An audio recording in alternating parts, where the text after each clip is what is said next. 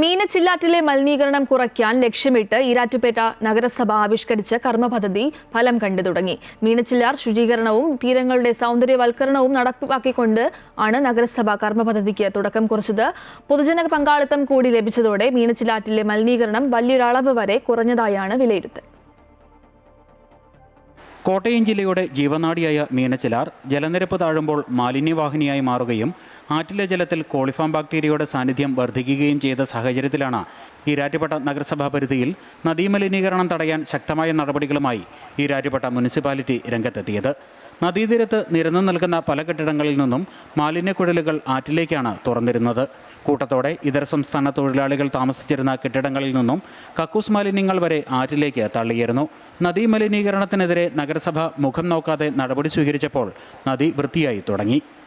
മീനച്ചിലാറിൻ്റെ തീരങ്ങളിൽ നമ്മളെ ഇല്ലിത്തൈകൾ വെച്ച് നട്ടു.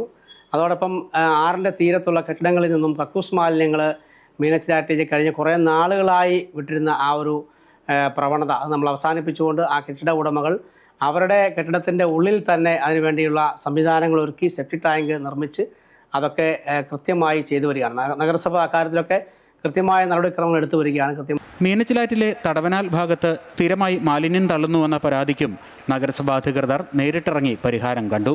സ്ഥാപനങ്ങളിൽ മാലിന്യം പുറത്തേക്കൊഴുക്കാതെ കെട്ടിടത്തിൽ തന്നെ ശേഖരിക്കുന്നതിനുള്ള സംവിധാനം ഏർപ്പെടുത്തി.